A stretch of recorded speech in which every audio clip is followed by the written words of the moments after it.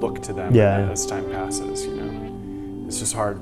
It's hard to periodize the recent past. Are we filming? Yeah. This right now? Oh, okay. We'll decide later whether we use it or not.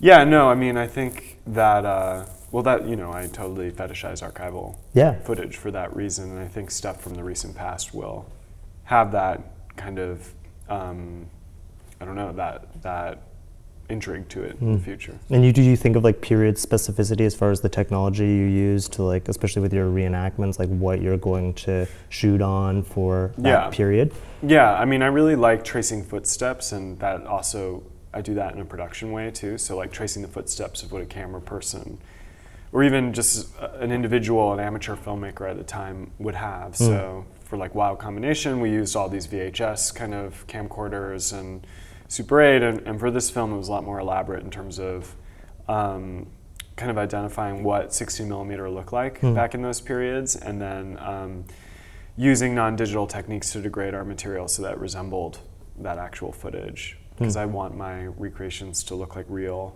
archival footage. Yeah.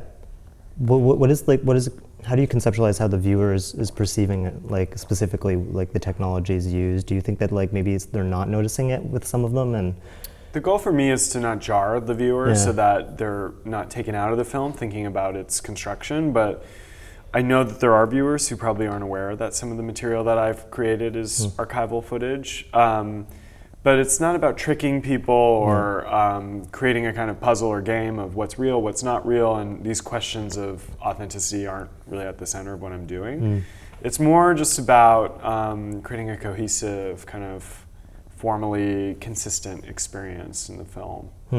It makes me think of Edvard Munch, the Watkins film. Have you seen that? I actually haven't seen it, but I've always wanted to see it. Because like I wouldn't say that that's jarring or troubling, but like I think that there's an awareness, like maybe a positive awareness, like that. I'd like the viewer to be conscious that what they're seeing is constructed, but to not be kind of distracted by the filmmaking, but for it to feel super organic. And that's why I use kind of organic techniques to degrade stuff instead of trying to achieve these looks digitally. And I was really inspired by Woody Allen's film Zelig, which, it's like conceptually Woody Allen's inserting his own persona into history, and it's, Gordon Willis, the cinematographer, used non-digital techniques to create the look of 1920s newsreels, and super successful. And in a way, when you start watching the film, you are kind of impressed by the technique, but you, I think, quickly just accept it and watch it as a film, and there's a consistency between the newsreels that are integrated with the footage of Woody Allen, and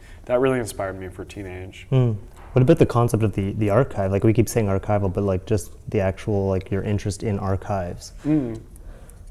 I'm more interested in hidden histories than I am in archives, but just the notion that there's biographies and cultural information that's not well known, and that you have to do some digging to find it, and the visual evidence is what's most useful and also most interesting to me. So yeah, I'm really interested in making the past feel contemporary and trying to find kind of resonance and ideas and material from previous generations. And so I work in archives to do that, but also I'm just aesthetically drawn to archival photographs and found footage and material.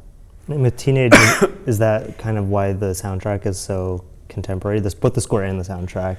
Yeah, I mean, that was just the overall premise of the film, is take archival footage from the past and combine it with contemporary music, and it transforms the material so that a flapper girl who's dancing feels like someone who's dancing today, except the kind of styles and signifiers are different. And every time I tried putting period-appropriate music in a traditional way to that footage, it felt very like grandma, like this is my grandparents' music or my great-grandparents' music, and that defeats the idea of the film, which is to make the old feel new and to make these past histories feel present. And so, yeah, I always knew that would be a huge part of the film, and also just that music would play wall to wall throughout the film. Almost all the archival footage is silent, and I think of the film almost like a record where you listen to it and you can let it just kind of wash over you and have an experience with it, or you can listen to the narration almost like lyrics to music, and that can deepen and enhance the ideas and experience of the film, obviously.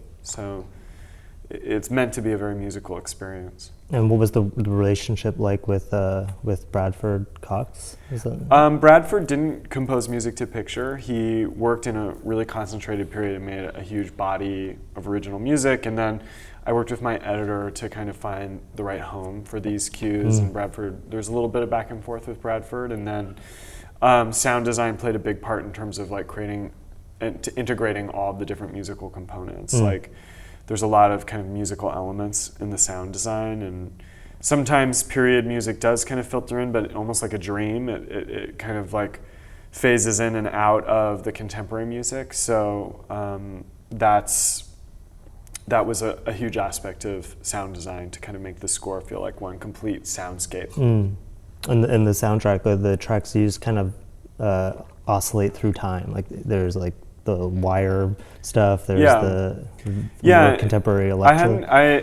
Initially the concept was to have Bradford make everything, but it became not feasible because there's such a range of music in the film, and it was becoming just a little like kind of monotonous to have one kind of musical kind of point of view driving the entire film. His music makes up the majority of the film's soundtrack, but I liked mashing up the periods a little bit with the music. I don't know if all viewers will recognize the krautrock or some of the kind of post-punk stuff that's in there, but it helped create a kind of range and movement in the tone of the film too, to do that. And what was the decision? Like, this was an adaptation, right? So how was that process of adapting something into a kind of doc? Usually. Yeah, I mean, it's a strong adaptation. It's really inspired by Jon's book more than based on, in the sense that his book covers a much larger range of material. It's from 1845 to 1945 to chart the prehistory of the teenager. He also covered some stories in France. And our film telescoped into America, England, and Germany. It starts at 1904. It ends at 1945. And really, the guiding force in terms of deciding what storylines to tell is what could we find archival footage of. I didn't want to tell a story if there was one image for it. Everything needed to have a strong basis in real archival footage. And a big feature in Jon's book are the biographies of individual teenagers, and that was one of my favorite parts of his book, but we chose to kind of zero in on 4 characters, and they provide a kind of composite portrait of the teenager that's about to be born and represent different kind of periods and genders and classes and races and experiences and types. And that's a real departure from Jon's book, because I wanted to take this kind of sweeping cultural history and to create emotional beats within it that allowed for a different kind of experience for the viewer. And that's where I use the recreations.